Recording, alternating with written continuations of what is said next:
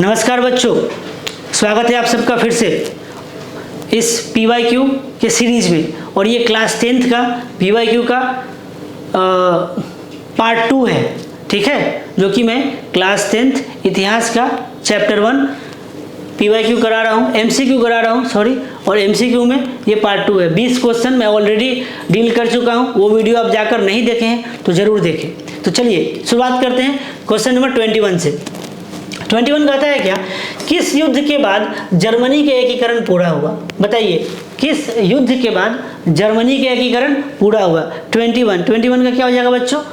तो D, sedan. मैंने बताया आपको पिछले वीडियो में कि द बैटल ऑफ सेडान क्यों इंपॉर्टेंट है, और देखिए क्यों इंपॉर्टेंट है, मिल गया आपको इसका जवाब कि किस युद्ध के बाद जर्मनी, सेडान के युद्ध के बाद जर्मनी के एकीकरण पूरा हुआ था।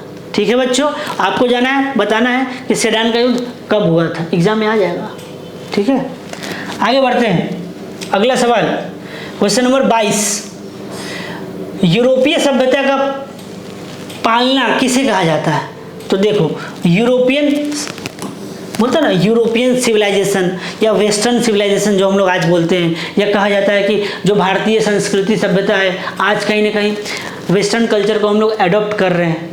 तो ये कहा गया है, सवाल है यूरोपीय सभ्यता का पालना किसे कहा जाता है? इटली को, फ्रांस को, हंगरी को या यूनान को? चारों ऑप्शन को देखना है। क्वेश्चन नंबर 22 का क्या हो जाएगा बच्चों?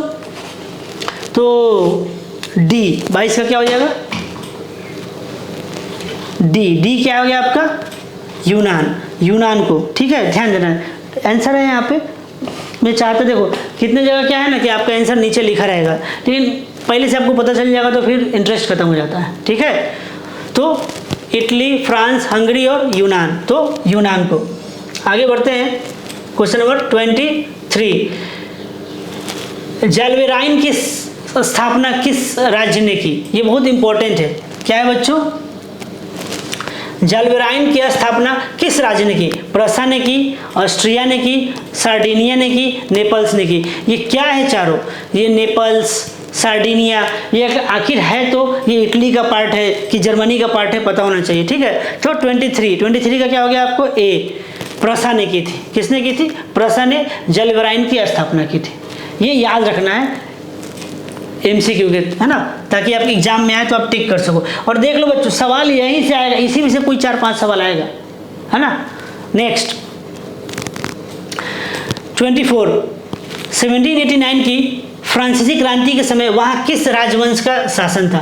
ये तो बहुत अच्छा सवाल है, बहुत इजी सवाल है, काफ़ी बार मैंने इसको पढ़ाया भी है। और इसका जवाब क्या हो जाएगा? ट्यूडर, स्टुअर्ट, बुर्बो और रोमनो। क्या हो जाएगा? बुर्बो राजवंश। 24 का सी। आगे बढ़ते हैं। जाल्वेराइन एक संस्था थी, कहाँ की? क्रांति क्या थी? जाल्वेराइन एक संस्था थी, क्रांतिकारियों की, व्यापारियों की, विद्वानों की या पादरी सामंतों की? मैं आप जब डिटेल में पढ़ोगे तो देखोगे कि पादरी सामंत कितना पावरफुल था at that time. Feudalism, Europe का फ्यूडलिज्म मैंने पढ़ाया आपको, है ना। तो इसी को ब्रेक डाउन किया गया और बाद में काफ़ी कुछ देखने को मिलता है ना, तो देखना। तो बताओ, जाल्वेराइन एक संस्था थी, क्या चीज़ की? 25 का क्या हो जाएगा? बी, व्यापारियों की। क्या है? व्यापारियों की क्या थी? एक संस्था थी। ठीक है बच्चों, आगे बढ़ते हैं। 26, 1829 ईस्वी की एड्रियानापोल की संधि किस देश में, किस देश के साथ हुई? अब देखो 1829, देखो यहाँ पे लिखा भी हुआ है, एड्रियानापोल की संधि कब हुई? 1829 में। किस देश के साथ हुई थी? तुर्की के साथ कि यूनान के साथ कि हंगरी के साथ कि पोलैंड के साथ? अब जो पढ़ रहे हो ये क्या है? चारों यूरोप का देश है। अब जाओ मैप में देखो कि पोलैंड कहाँ है, हंगरी कहाँ है, यूनान कहाँ है, टर्की कहाँ है, मैंने आपको बताया है, यहाँ से आप देख सकते हो, है ना। अभी जितना है देखो, अभी क्या था? पोलैंड ढूंढो, पोलैंड यहाँ मिल गया। देखो बच्चों, यहाँ पोलैंड मिल गया, है ना। ये क्या है? हंगरी मिल गया। यहाँ क्या है? टर्की मिल गया, देख रहे हो। यहाँ क्या है? ग्रीस, यूनान मिल गया, बुल्गारिया, जो स्विट्जरलैंड देखो यहाँ है, जर्मनी, नीदरलैंड, है ना, आयरलैंड यहाँ पे है, देख लो, फ्रांस, इटली आपका यही रहा, क्रोएशिया सब नया बना, ये आपका ऑस्ट्रिया रहा, वियना की संधि, और वियना क्या है, ऑस्ट्रिया की राजधानी। तो जाइए मैप में एक बार देखिए सब कुछ, ठीक है बच्चों। चलिए तो अपन लोग किस सवाल पे थे,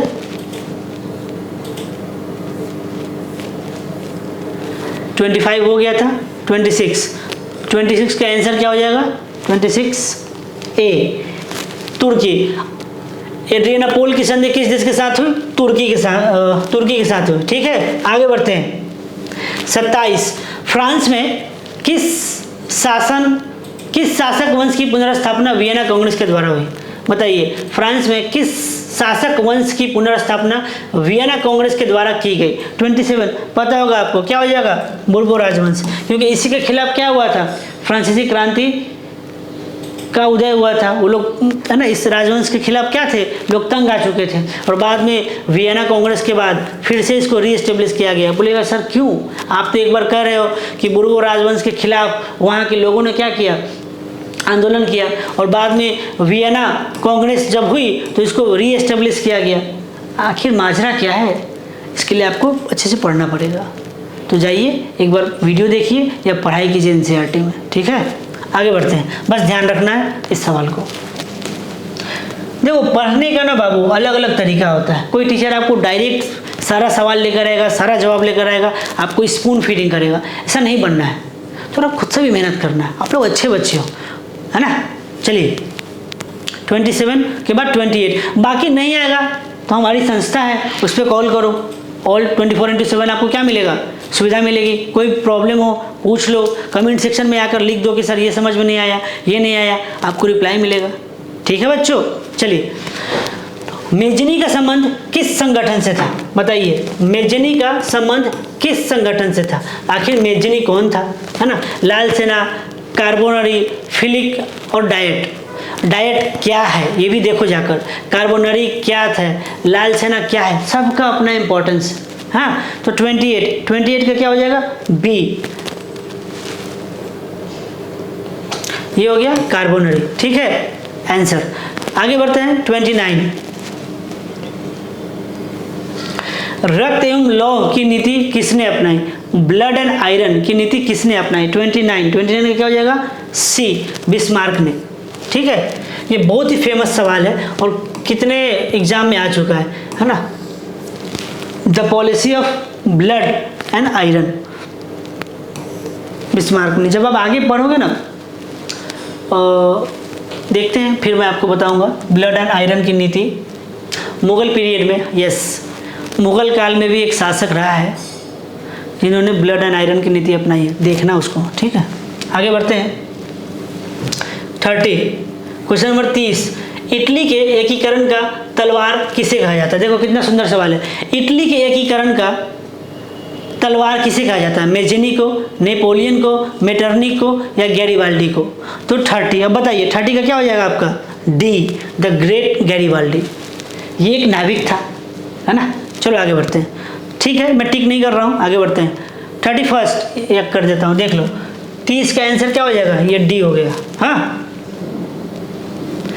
31, फ्रांस के किस राजा ने कहा था कि मैं अंग्रेजी राजा की भांति शासन करने की अपेक्षा लकड़ी काटना अधिक पसंद करूंगा। देखो कितनी बड़ी बात है कि फ्रांस के किस राजा ने कहा था कि मैं अंग्रेजी राजा की भांति शासन करने की अपेक्षा लकड़ी काटना अधिक पसंद करूंगा। Louis 16, Napoleon Bonaparte, Louis Napoleon और चार्ल्स दसम ने, किसने कहा था। 31 बहुत अच्छा सवाल है और इसका आंसर क्या हो जाएगा, डी, चार्ल्स दसम ने ये स्टेटमेंट कोट किया था, ठीक है बच्चों।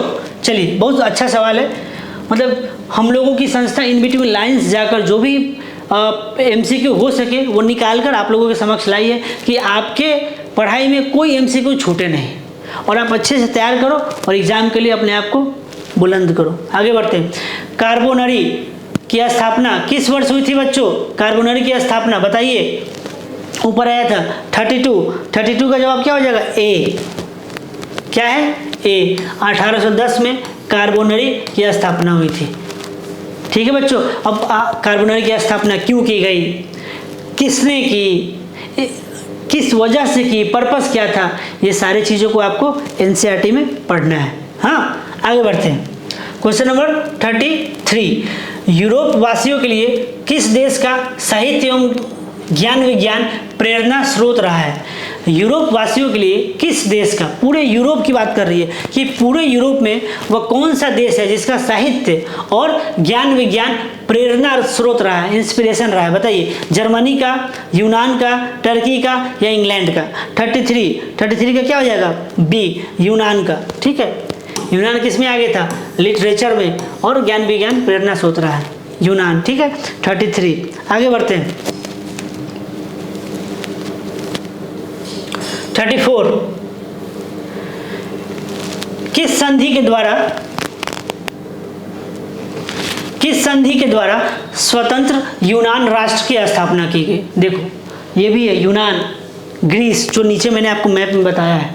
तो किस संधि के द्वारा स्वतंत्र यूनान राष्ट्र की स्थापना की गई? बताइए बच्चों, वियना की संधि थी क्या वो? एड्रिनापोल की, कुस्तुनतुनिया की, या प्राग की संधि? तो जवाब क्या होगा? 34 का सी, कुस्तुनतुनिया की संधि। अब जाके आपको देखना है कि इसको कॉन्स्टेंटिनोपल भी बोलते हैं, कुस्तुनतुनिया को। ये मोस्ट इंपॉर्टेंट, पहले क्या होता? कैपिटल था, है ना। अब वो कौन सा साम्राज्य था जिसकी राजधानी कुस्तुनतुनिया थी? कमेंट सेक्शन में जाकर बताइए आप लोग। ठीक है, चलिए, तो ये सवाल कंप्लीट होता है। आगे बढ़ते हैं। क्वेश्चन नंबर 35, हंगरी की भाषा क्या थी? हंगरी एक देश है, उसकी भाषा क्या थी? इतालवी, मैग्यार, पोलिश, इनमें से कोई नहीं। तो 35 का आपका जवाब क्या हो जाएगा बच्चों? बताइए, बी। क्या हो जाएगा बच्चों? मैग्यार क्या है? भाषा है। आप जब देखोगे आपके एग्जाम में आ जाएगा, मैग्यार क्या है? भाषा, संगीत, क्रांतिकारी संगठन, है ना। तो क्या है? भाषा है। किस देश की? हंगरी की। आगे बढ़ते हैं बच्चों। 36, बस ये वीडियो खत्म होने वाला है, 2-3 सवाल और हैं। जर्मनी राइन राज्य का निर्माण किसने किया था? जर्मन राइन राज्य का निर्माण किसने किया था? ये ऑलरेडी शायद डील हो चुका है। 36 का क्या है? बी, नेपोलियन बोनापार्ट, जर्मन राइन राज्य। Why it is so important, आपको देखना है। मिनरल्स रिच एरिया था ये। ठीक है, आगे बढ़ते हैं। और इसकी स्थापना नेपोलियन बोनापार्ट ने की थी। और देखो, जो भी बड़ा बड़ा नाम है ना, जाकर एक बार देखना कि वो इंसान, जैसे नेपोलियन बोनापार्ट, इनका जन्म कब हुआ, ये मरे कब, ये राजा कब बने, है ना, इन्होंने कौन कौन सा काम किया है। चलो, 37, इटली एवं जर्मनी के एकीकरण के विरुद्ध निम्न में कौन था? इटली और जर्मनी का जो एकीकरण हो रहा था उसके विरुद्ध कौन था? देखो कितना सुंदर सवाल है। वो कौन सा देश था? हाँ, इंग्लैंड था, रूस था, ऑस्ट्रिया था, प्रसा था। जब इटली और जर्मनी का एकीकरण हो रहा था उस समय हर देश क्या चाहता है? अपना प्रभुत्व चाहता है। कोई देश को, जैसे भारत गुलाम था किसका? अंग्रेजों का। तो अंग्रेज थोड़ी चाहेंगे कि भारत स्वतंत्र हो जाए। वो तो कहो कि भारत के जो क्रांतिकारी थे, सेनानी थे, उन लोगों की वजह से हम लोग आज क्या मिले? हम लोगों को आज़ादी मिली। तो इस सवाल का जवाब क्या हो जाएगा? 37 का सी। जो ऑस्ट्रिया आप देख रहे हो बोर्ड पे, यही ऑस्ट्रिया है, वो नहीं चाहता था इटली और जर्मनी का एकीकरण। ठीक है, आज ऑस्ट्रिया छोटा सा है ना, जिसकी राजधानी वियना है, पहले बहुत बड़ा था ऑस्ट्रिया। ठीक है, आगे बढ़ते हैं। 38, मेटरनिक कौन था? देखो, इतिहास ऐसा चीज़ है ना कि जब इतिहास को समझोगे, जानोगे ना, तो आपको पता चलेगा कि पहले इतना बड़ा साम्राज्य राज आज छोटा टुकड़ा बन के रह गया। जैसे रोमन एम्पायर हो गया, the mighty Roman empire, Mughal empire हो गया भारत में मिडिवल पीरियड में। देखो आज का है नहीं ना। तो इतिहास पढ़ने क्या मिलता है हमें कि आज आपका अस्तित्व बहुत बड़ा है, क्या पता कल को छोटा हो जाए। इसीलिए क्या हो, आपको मेहनत करते रहना है। तो मेटरनिक कौन था? 38 का क्या हो जाएगा? डी, रूस का जार था। मेटरनिक कौन था? रूस का जार था। और लास्ट आपका सवाल है 39, ये अंतिम सवाल है कि वियना कांग्रेस में पवित्र संघ की योजना किसने प्रस्तुत की? ये 39 का क्या हो जाएगा? ए, रूस ने क्या की थी? वियना कांग्रेस में पवित्र संघ योजना प्रस्तुत की थी। तो ये अंतिम सवाल है। इसी तरीके से मैंने 39 क्वेश्चन को डील किया, ठीक है। और आप अच्छे से पढ़ाई कीजिए। धन्यवाद।